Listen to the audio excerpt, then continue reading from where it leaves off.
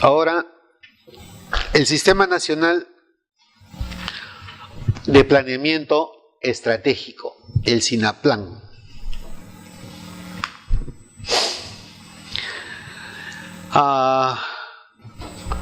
Fue creado con el decreto legislativo 1088.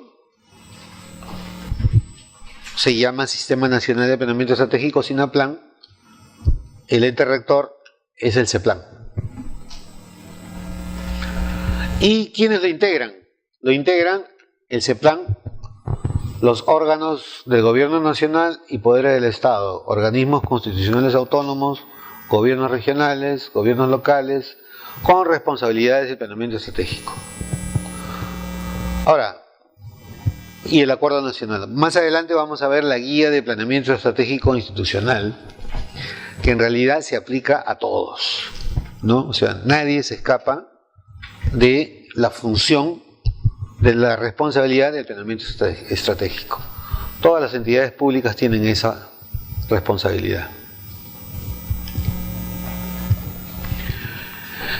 Ahora, esta es la metodología que está aplicando el CEPLAN. El planeamiento estratégico articulado a la mejora continua. Debe ser un círculo virtuoso, ¿no? El ciclo de planeamiento estratégico para la mejora continua tiene 4 fases. La primera es el conocimiento integral de la realidad. O sea, si yo no sé qué cosa tengo, difícilmente podré establecer qué es lo que me falta o qué es lo que necesito. Es imprescindible saber qué tengo. Luego viene el futuro deseado.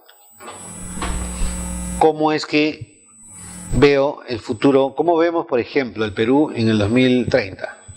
¿Qué es lo que queremos? Después vamos a mirar más adelante. Es alucinante, ¿no?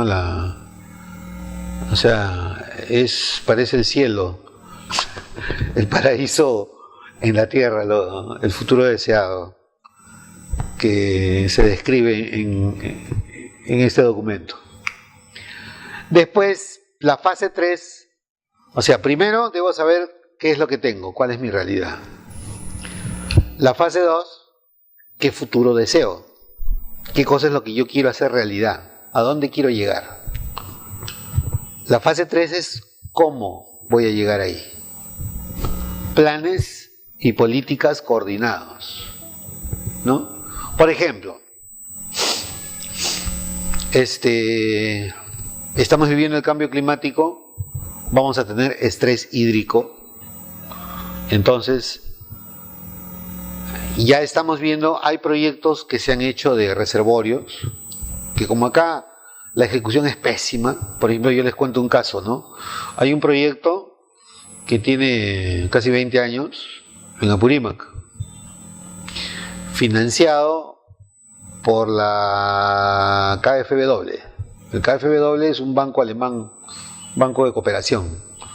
Pero de cooperación yo le veo muy poco. Nos cobran interés. Bueno, nos cobran intereses bajísimos, pero nos obligan a contratar a sus empresas, a contratar a sus profesionales con los sueldos de allá. O sea, en realidad de cooperación tiene muy poco, ¿no? Piden unas oficinas fabulosas, ¿no?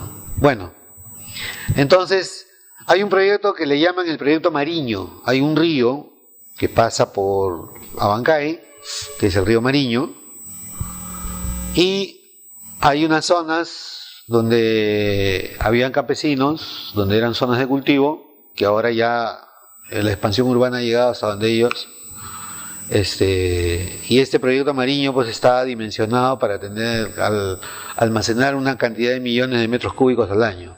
Bueno, ya no llueve como hace 20 años. Pues. Si algún día logran terminarlo, no van a poder llenarlo ni a la mitad.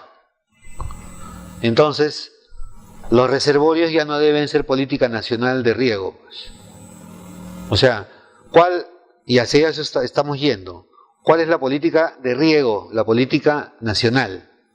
En el tema de riego, el riego tecnificado. Riego por goteo, pequeños canales, ¿no? Nada de grandes reservorios.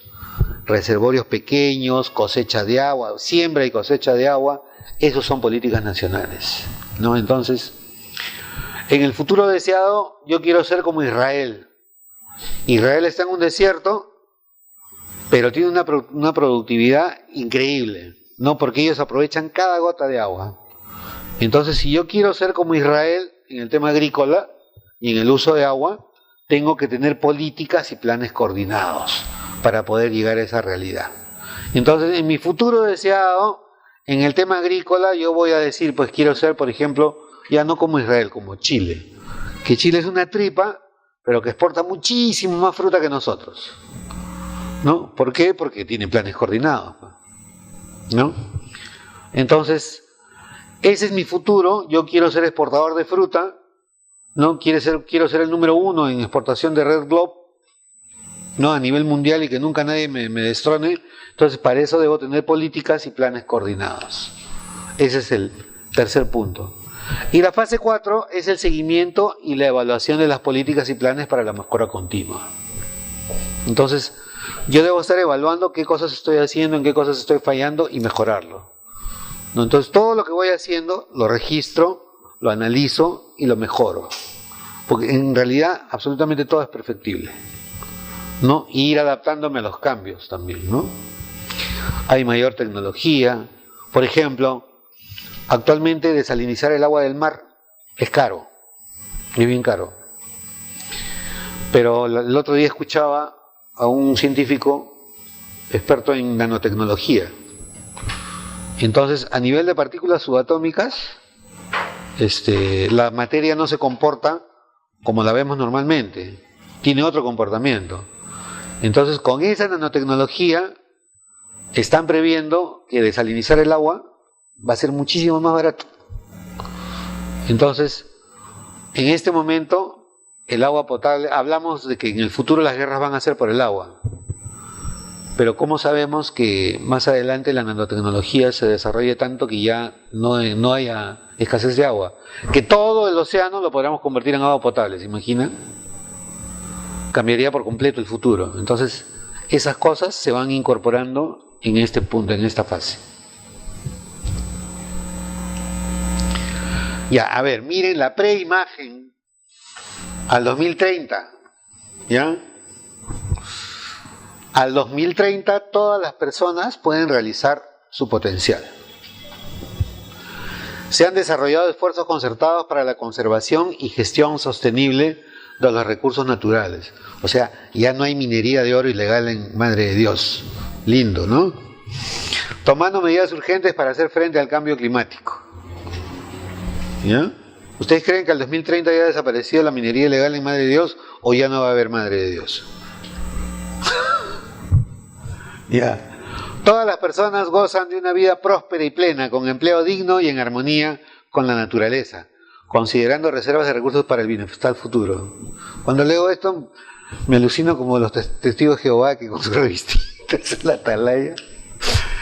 La sociedad peruana es pacífica, justa e inclusiva, libre del temor y de la violencia, sin corrupción ni discriminación y con igualdad de oportunidades. ¿Ya? ¿Qué significa? Ya no habrían feminicidios, ¿no? Ya no habrían crímenes de odio. Se han fortalecido las alianzas para alcanzar el desarrollo sostenible en correspondencia con el respeto universal de los derechos humanos sin dejar nadie atrás. Entonces, obviamente, hay que ponernos una valla altísima, una meta altísima, para poder hacer lo mejor que podamos y tratar de llegar a esto, ¿no?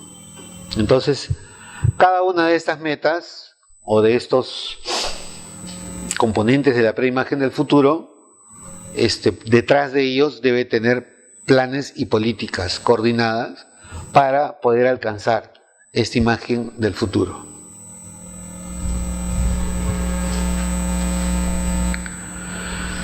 Ya, el planeamiento estratégico articulado, bien, las políticas nacionales se enmarcan en las políticas de Estado, ¿no? Ese es el ejemplo que les ponía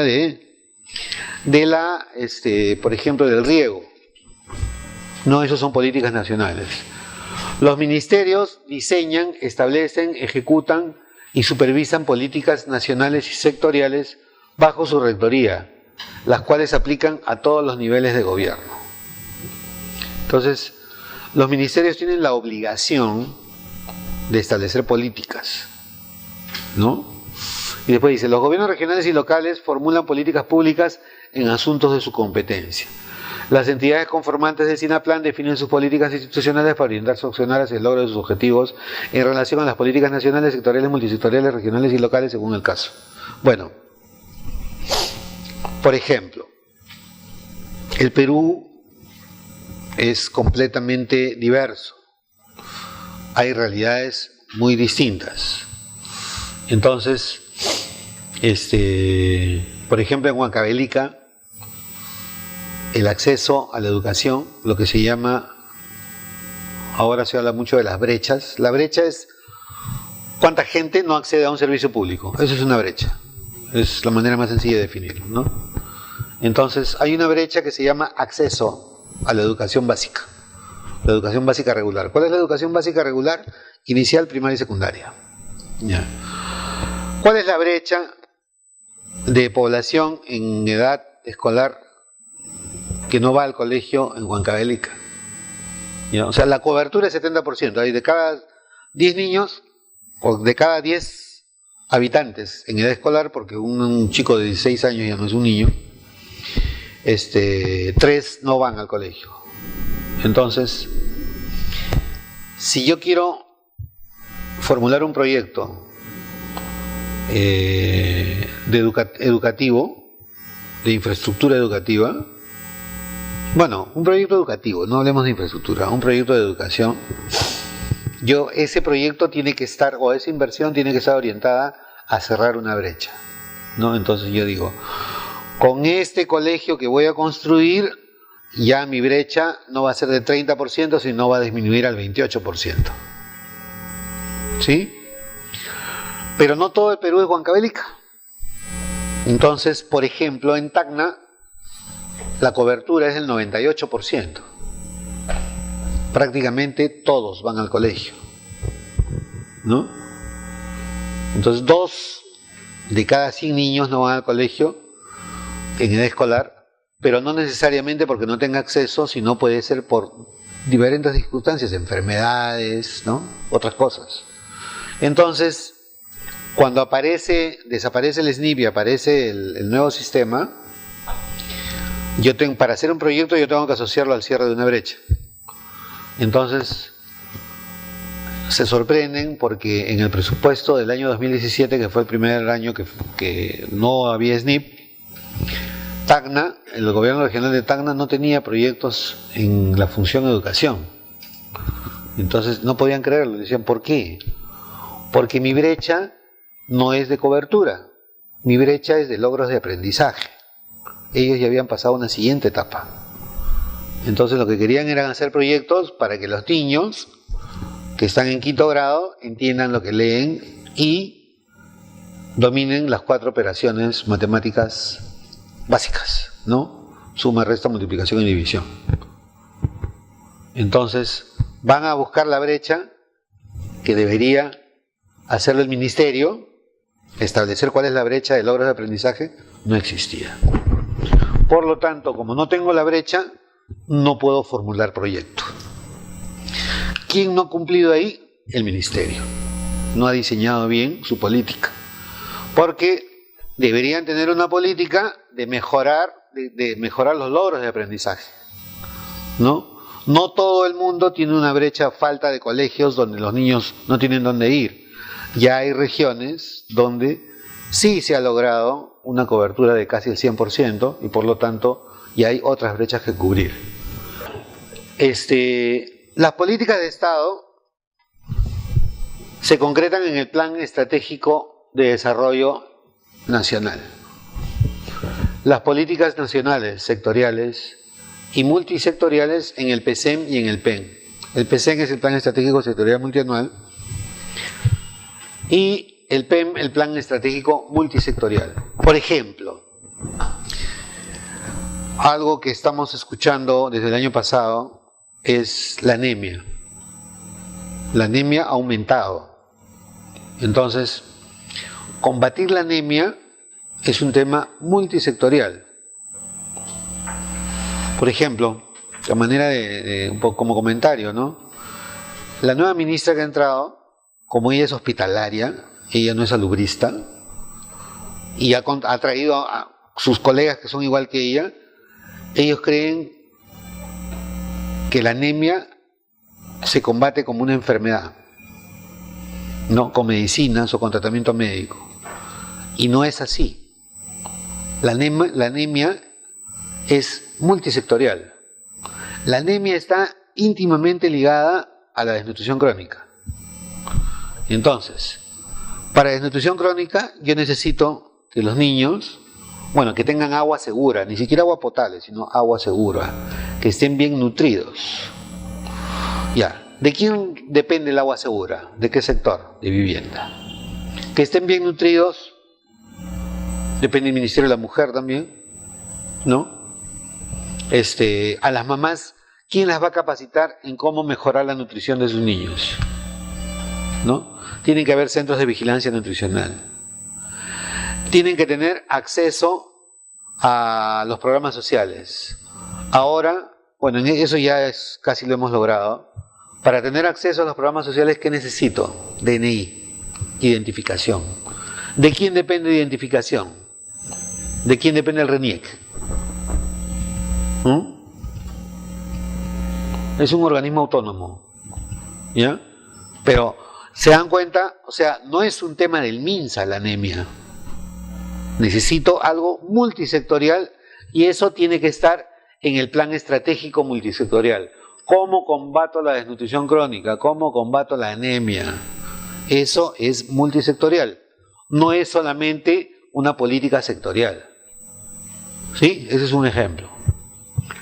Las políticas territoriales a nivel regional y local se concretan en los planes de desarrollo regional concertado y el plan de desarrollo local concertado. ¿Bien? Entonces, los planes de desarrollo concertados deben ser hechos con la participación de toda la sociedad civil, por eso se llama concertado, ¿no? Entonces, tienen que haber talleres, se les tiene que explicar a la gente qué cosa es el plan, por qué es bueno tenerlo, ¿no? Para qué sirve, ¿no? Entonces, en base a esos planes yo puedo exigir a la autoridad, a la municipalidad, que cumpla con lo que ha prometido, ¿no? O que no haga nada de lo que ha prometido porque no tiene nada que ver con el plan, ¿no? Y no son realmente las prioridades ni las necesidades de la región. Ya, las políticas institucionales se concretan en los planes estratégicos institucionales y en los planes operativos institucionales. Entonces, el plan operativo es un instrumento de corto plazo. ¿Qué cosa voy a hacer en un año? Y ese POI se traduce en el presupuesto. ¿Sí? Entonces, y el POI responde al plan estratégico institucional. Y el plan estratégico institucional debería coincidir con el plan de gobierno de las autoridades, ¿no? Y si no coincide, deben modificarlo. En el Estado, yo tengo dos tipos de acciones. Unas que son acciones de actividades. Las actividades son aquellas que me permiten operar, que me permiten brindar servicios permanentes. Por ejemplo, una municipalidad, ¿qué cosa es la limpieza pública? ¿Qué cosa es para una municipalidad? Es una actividad, ¿sí? El serenazgo es una actividad, ¿no? Para el Ministerio de Salud o para el Estado en general, brindar atención de salud en los hospitales es una actividad, ¿ya? Pero si una municipalidad va a construir un relleno sanitario, eso ya no es una actividad, es un proyecto. ¿Por qué? Porque estoy aumentando mi capacidad y estoy mejorando el servicio que voy a dar. Voy a hacer un relleno sanitario que me va a permitir hacer una adecuada disposición final de los residuos sólidos. Entonces, eso va a mejorar el servicio.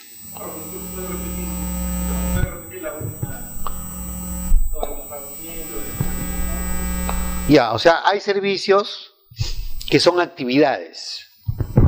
¿Sí? Por ejemplo, barrer la vía pública, que pase el camión de la basura, eso es una actividad que tiene que hacerla siempre la entidad pública, ¿no? Debe tener médicos en los hospitales, en las postas, en los centros de salud, para que te puedan atender, eso son actividades. Pero, por ejemplo, la población crece y yo tengo que hacer un nuevo establecimiento de salud, ¿no? Porque lo que tengo ya no alcanza para atender a la gente. Entonces estoy ampliando mi capacidad de brindar el servicio. Eso es un proyecto, porque estoy mejorando o estoy ampliando mi capacidad de brindar un servicio. Un ratito, quiero terminar la pregunta que él hace. Entonces, todo lo que yo hago tiene que estar enmarcado dentro del plan de desarrollo concertado. Todo. Por ejemplo, yo no puedo hacer,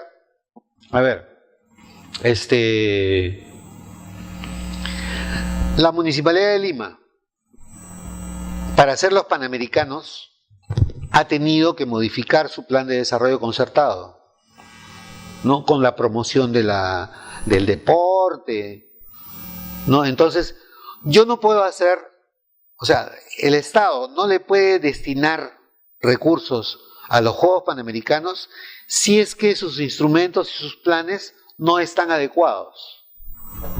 O sea, sí o sí tiene que estar dentro del plan. Si no está dentro del plan, es ilegal. No le puedo dar plata. Ya, entonces no hay un centavo que yo deba, o sea, una cosa es deber y otra cosa es poder, y otra cosa es que se haga. No hay ni un centavo que se debería gastar fuera de los planes. Obviamente que se hace, ¿no?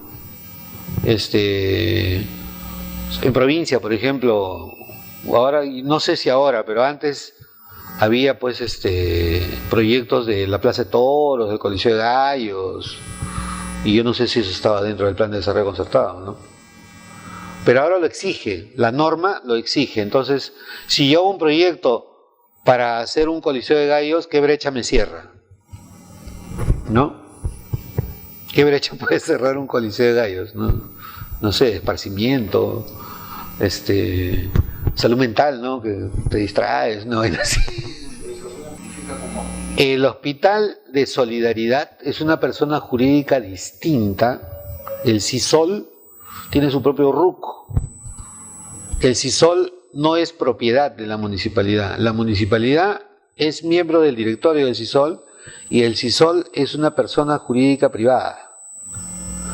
Y la municipalidad no le da un centavo al CISOL para que sobreviva. El CISOL se mantiene de sus tarifas, no es dinero público. Y ese dinero no entra al presupuesto de la municipalidad. Por lo tanto, no es presupuesto público y no tiene por qué pasar por los sistemas administrativos. O sea, si a mí, yo soy una municipalidad y el gobierno de, no sé, de X país me regala dinero para hacer un proyecto y yo lo meto a mi presupuesto, eso ya es dinero público. Mientras no entra el presupuesto de una entidad pública, no es dinero público, es dinero privado. Y los hospitales de la solidaridad son personas jurídicas de derecho privado. Esos sí son municipales. Y normalmente esos policlínicos no sobreviven sin subsidio de la municipalidad. Eso sí, no, o sea, una actividad es aquello que yo ejecuto para brindar mis servicios cotidianos, para funcionar. ¿Ya? Un proyecto es algo que amplía o que crea, mejora, amplía o recupera un servicio público. ¿Ya? Entonces, un proyecto tiene una duración limitada en el tiempo. La actividad es permanente. La actividad no termina nunca. Siempre tengo que hacerla. El proyecto tiene un inicio y tiene un fin. Por ejemplo, cuando yo construyo un colegio, cuando construyo una infraestructura pública, esa construcción tiene un comienzo y tiene un fin. Una vez que termina, yo ya voy a dar servicios dentro, o voy a utilizar esa infraestructura para brindar servicios. Entonces ha mejorado mi capacidad para las actividades que desarrolla la entidad pública. Así funciona. Una clínica de una municipalidad, para implementarla es un proyecto. Sí. Y una vez que esté implementada se convierte en un servicio permanente. Claro. Una municipalidad es el Estado en chiquito. Entonces, a ver, cuando veamos presupuesto mañana, ahí van a ver lo que son las funciones, desde el punto de vista presupuestal.